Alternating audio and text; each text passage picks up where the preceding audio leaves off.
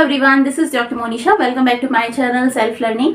अब ये तीन टर्म्स में आपका रिजल्ट की बात की जाती है। पहली हो जाती है परसेंटेज, दूसरा हो जाता है परसेंटाइल रैंक और तीसरा हो जाता है नॉर्मलाइजेशन। ये जो नॉर्मलाइजेशन का टर्म है ये पहले हम लोग नहीं जानते थे, लेकिन अब ये नया नया आया है। आज मैं अभी आपको समझाऊंगी ताकि आपको इजीली समझ में आ जाए।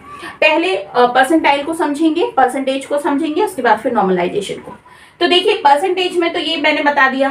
सपोज करते हैं अगर हम नेट के ही ऊपर लेते हैं कि टोटल मार्क्स तो कितने होते हैं 300 नंबर के आपका टोटल पेपर होता है, जिसमें आपके 150 क्वेश्चन होते हैं, हर के 2 नंबर, तो हो जाते हैं कितने 300। और आपने मान लेते हैं 300 में से आपने 180 नंबर स्कोर किए, तो टोटल ऑब्टेन मार्क्स में आपके कितने हो गए 180 और यहाँ पर कितना हो गया 300 और उसके बाद इंटू 100 कर दिया तो कितना आ जाता है 60, यानी कि 60% आपके मार्क्स आ गए। ये मोटा मोटा हिसाब है परसेंटेज निकालने का, इस तरीके से परसेंटेज निकाला जा सकता है। ठीक है, ये बात समझ में आ गई। अब ये परसेंटाइल क्या बात होती है इसको समझ लेते हैं। तो परसेंटाइल का मतलब क्या हो जाता है कि आपका क्या स्थान है, मतलब वो जो पूरी टॉपर्स की लिस्ट बन रही है ना, उसमें आपके पीछे कितने बच्चे हैं, मतलब आपके पीछे कितने स्टूडेंट हैं। अगर लिखा जा रहा है P94 तो ये 94 जो है ना ये आपकी परसेंटेज नहीं है, ये बताया जा रहा है कि आपके पीछे 94 स्टूडेंट हैं, है ना, ये है। तो परसेंटाइल ये बताता है कि आपके पीछे कितने स्टूडेंट्स हैं। अगर किसी का आ रहा है ना P99.9 यानी कि मतलब उसका सबसे टॉप रैंक है, उसके पीछे पूरे 99% स्टूडेंट्स हैं जो उसके पीछे हैं। ठीक है, तो यहाँ पर रैंक की बात की जाती है। अब देखिए थोड़ा सा और समझ लेते हैं, आपसे पीछे कितने बच्चे हैं ये तो बता देता है परसेंटाइल।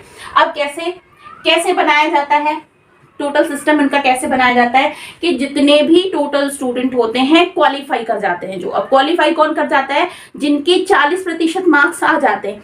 कुछ स्टूडेंट्स को कंफ्यूजन है कि 40% मार्क्स का जो फंडा है वो क्या है। तो देखिए 40% मार्क्स अगर आपके आ गए हैं, मतलब अगर आपने 300 में से 120 नंबर प्राप्त कर लिए हैं तो आप रेस में हैं।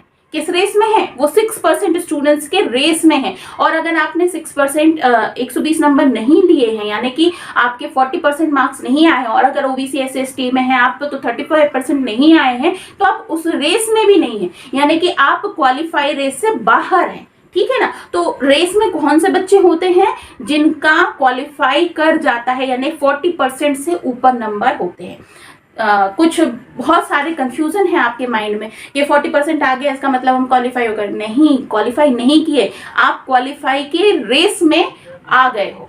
ठीक है ना। चलिए अब यहाँ पर क्या होता है कि इसका किस तरीके से बनाया जाता है, सब्जेक्ट वाइज मेरिट बनाई जाती है, कैटेगरी वाइज बनाई जाती है। तो यहाँ पर आपकी मेरिट बनती है कि सारे ही जितने भी स्टूडेंट हैं उनके सबसे हाईएस्ट मार्क्स, फिर उससे लोएस्ट, फिर उससे लोएस्ट, फिर उससे लोएस्ट, फिर उससे लोएस्ट, इस तरीके से आपकी क्या बना दी जाती है, मेरिट बना दी जाती है। और ये मेरिट उन्हीं स्टूडेंट्स की बनती है जो 40% लेकर आए हैं। उसके पहले आप मेरिट में शामिल नहीं हो सकते हो। ठीक है ना, तो ये बात समझ लीजिए। अगर 40% से कम है तो आप तो पूरे रेस से ही बाहर हो।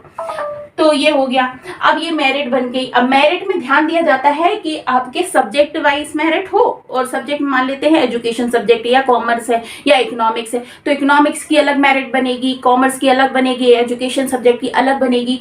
तो मेरिट बन गई कैटेगरी वाइज, यानी जनरल कैटेगरी के स्टूडेंट्स की मेरिट बन जाएगी, फिर ओबीसी की बन जाएगी, फिर SC/ST की और EWS, सारे सभी जो भी कैटेगरीज होती हैं सबकी मेरिट बन जाती है ना। तो मतलब बहुत ही नॉर्मल किया जाता है चीजों को। तो मेरिट बन गई। अब यहाँ पर क्या दिया जाता है कि नंबर, अब ये फॉर्मूला है, ये जो है वो फॉर्मूला है किस चीज का, परसेंटाइल निकालने का, कि number of student behind you, मतलब आपसे पीछे कितने बच्चे हैं, है ना। और अब डिवाइडेड बाय क्या हो जाता है, total number of appear students. Total number of appear students मान लेते हैं कि कहीं पर भी मान लेते हैं कि जो टोटल नंबर ऑफ स्टूडेंट हैं आपके पीछे जो हैं, मान लेते हैं कितने बच्चे हैं, 1000 बच्चों ने एग्जाम दिया, टोटल 1000 बच्चों ने एग्जाम दिया। तो आपके साथ कितने टोटल बच्चे हो गए, 999 बच्चे हो गए आपको मिला के।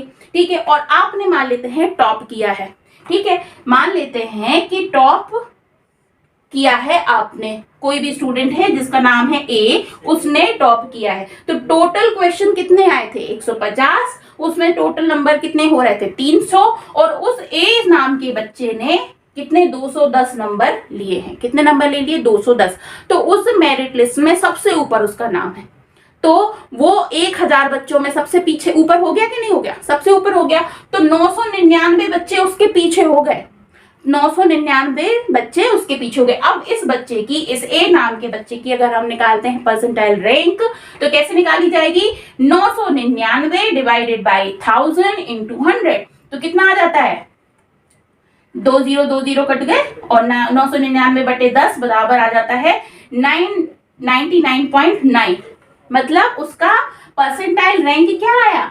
99.9, तो ये उसकी परसेंटाइल रैंक है। और परसेंटेज कैसे आएगा, इसी बच्चे का अगर हम निकाल लेते हैं तो 210 नंबर बटे 300 इंटू 100, यानी उसके मार्क्स कितने आए हैं 70% मार्क्स आए हैं, लेकिन यहाँ पर उसका रैंक क्या हो गया, पहला रैंक हो गया, क्योंकि उसकी परसेंटाइल सबसे ज्यादा आ रही है, बाकी सारे स्टूडेंट्स उसके नीचे हैं, वो सबसे ऊपर है। क्लियर, समझ में आ गया ना, टॉप का स्टूडेंट है, इस वजह से उसकी रैंक सबसे ऊपर आ रही है 99.9, बाकी सारे स्टूडेंट्स जो आएंगे उसके नीचे आएंगे। ठीक है, इतना समझ में आ गया। तो अब जो आपके 6% वाला क्राइटेरिया है वो क्या हो जाता है कि अब ये 210 वाला बच्चा जो है इसको सबसे ऊपर मार्क्स मिल रहे हैं, ये टॉप कर रहा है, तो अब यहाँ से जो 1000 बच्चे हैं, जो टोटल बच्चे कितने 1000 हैं, इनका 6% ले लिया जाएगा, तो इसके नीचे जितने ही बच्चे रहेंगे जो 6% के अंदर में आ जाएंगे, तो उनका नेट क्या हो जाएगा,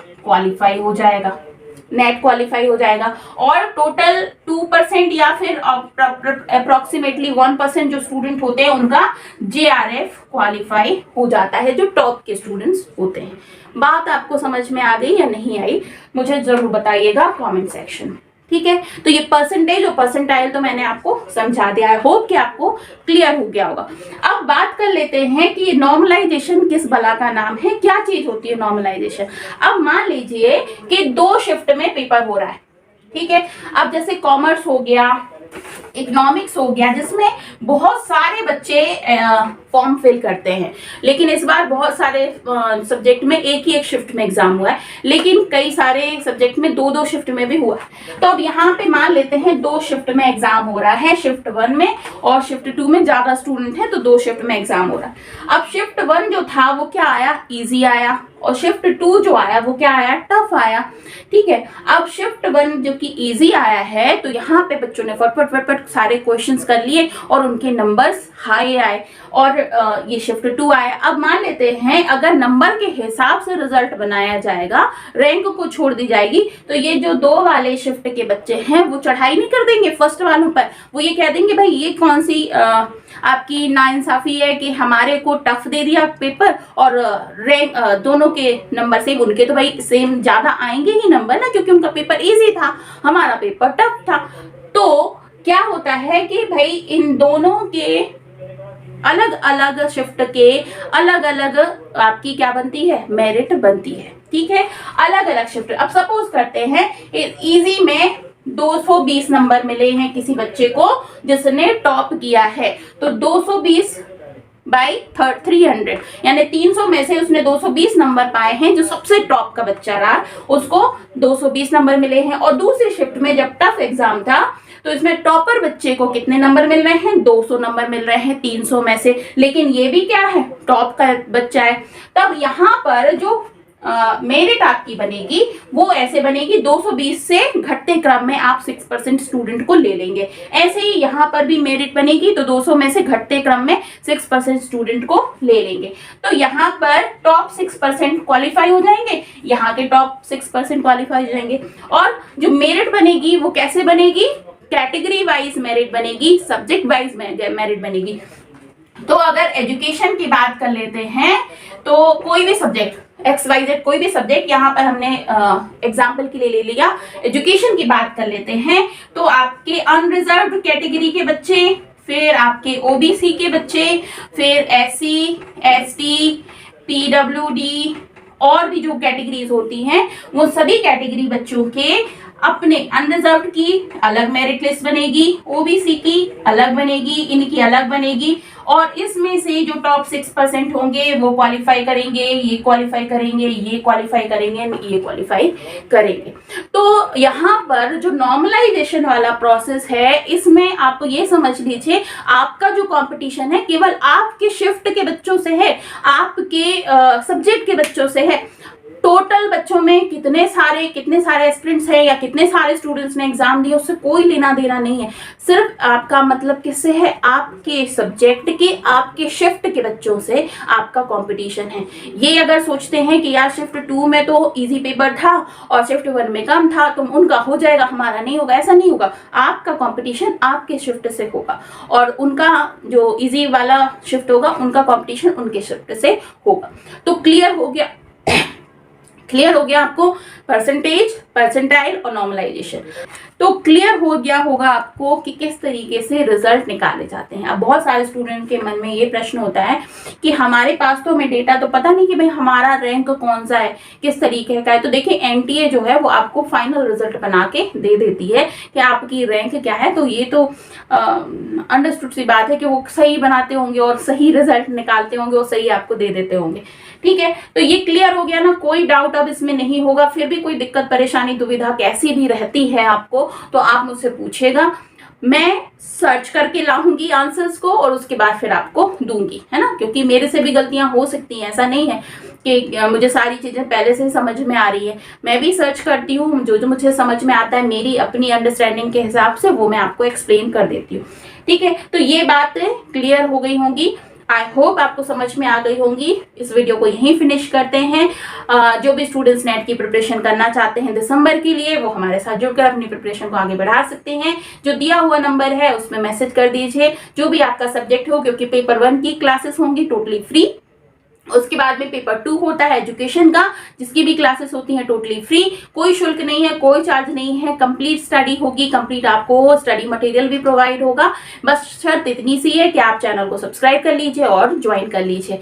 ठीक है, ज्वाइन करना इसलिए जरूरी है कि जो स्टूडेंट्स ज्वाइन कर लेंगे उन स्टूडेंट्स को PDF प्रोवाइड हो जाएगा, क्योंकि मुझे भी मेहनत लगती है बनाने में। तो ज्वाइन करेंगे तो मुझे पता रहेगा मुझे कितने स्टूडेंट्स को PDF प्रोवाइड करना है। ठीक है, तो ये था आज का वीडियो, आई होप आपको क्लियर हुआ होगा। मिलती हूँ बहुत जल्द नेक्स्ट वीडियो में, तब तक के लिए अपना बहुत ख्याल रखिए। This is Monisha signing off, bye bye.